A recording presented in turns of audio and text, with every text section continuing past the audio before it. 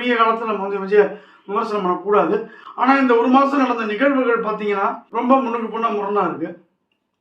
தூய சக்தின்னு சொல்லி திமுக எதிர்த்து வந்த விஜய் தீய சக்தி திமுக கூட இருக்கிற கூட்டணிகள் எவ்வளோ ஆட்சிக்கு வந்திருக்காரு.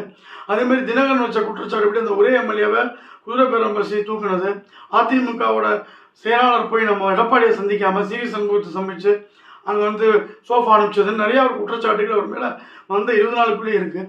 ஓகே, ஒரு ஆட்சியை தக்க வைக்கணும், இல்லைன்னா திரும்ப தேர்தலை சந்திச்சு எக்கச்சக்க செலவு, ஜனாதிபதி ஆட்சி வந்துடும், இப்படி பல காரணங்கள் வந்து மற்ற கட்சிகள் சொன்னால் கூட விசிக திருமாவளவனுக்குலாம் ஏற்கனவே இது தெரிஞ்சிருக்கு. அதனால தான் வந்து மன்னர்குடியில் அவர் நின்று அதுக்கப்புறம் திமுக பிரஷர் காரணமாக வெளில வந்து வேற ஒருத்தர் நிற்க வச்சாரு. ஸோ இதை கரெக்டாக வந்து இது கூட்டணி ஆட்சி தான் போகும்னு அண்ணாமலை எப்பயோ கணிச்சதுனால இவங்க யாரும் பதவி ஆசை இல்லாத நல்லவங்களாம் இல்லை. இந்த ஒரு தேர்தல் வந்து நிறைய பேர் எக்ஸ்போஸ் பண்ணியிருக்கு. இந்த ஆட்சிக்கு அவருக்கு ஒத்துழைப்பு தரவங்களுக்கு அவர் அணுகின முறை வந்து ஒரு மனக்கசப்பை ஏற்படுத்தியிருக்கு. ரொம்ப ஒரு குறுகிய காலத்தில் நம்ம வந்து விஜய விமர்சனம் பண்ணக்கூடாது. ஆனால் இந்த ஒரு மாதம் நடந்த நிகழ்வுகள் பார்த்தீங்கன்னா ரொம்ப முன்னுக்கு பின்னா முரணா இருக்கு. தூய சக்தின்னு சொல்லி திமுக எதிர்த்து வந்த விஜய் தீய சக்தி திமுக கூட இருக்கிற கூட்டணிகள் எவ்வளோ ஆட்சிக்கு வந்திருக்காரு.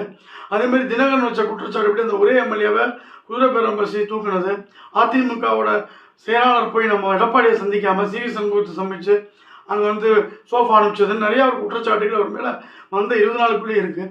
ஓகே, ஒரு ஆட்சியை தக்க வைக்கணும், இல்லைன்னா திரும்ப தேர்தலை சந்திச்சு எக்கச்சக்க செலவு, ஜனாதிபதி ஆட்சி வந்துடும், இப்படி பல காரணங்கள் வந்து மற்ற கட்சிகள் சொன்னால் கூட விசிக திருமாவளவனுக்குலாம் ஏற்கனவே இது தெரிஞ்சிருக்கு. அதனால தான் வந்து மன்னர்குடியில் அவர் நின்று அதுக்கப்புறம் திமுக பிரஷர் காரணமாக வெளில வந்து வேற ஒருத்தர் நிற்க வச்சாரு.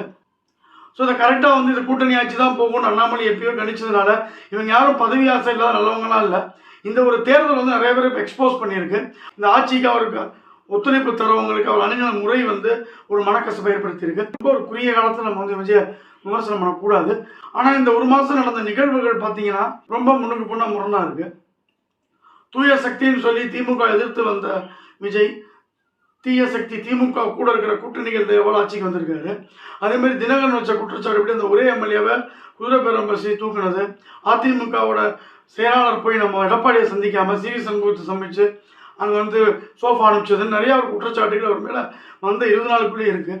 ஓகே, ஒரு ஆட்சியை தக்க வைக்கணும், இல்லைன்னா திரும்ப தேர்தலை சந்திச்சு எக்கச்சக்க செலவு, ஜனாதிபதி ஆட்சி வந்துடும், இப்படி பல காரணங்கள் வந்து மற்ற கட்சிகள் சொன்னால் கூட விசிக திருமாவளவனுக்குலாம் ஏற்கனவே இது தெரிஞ்சிருக்கு.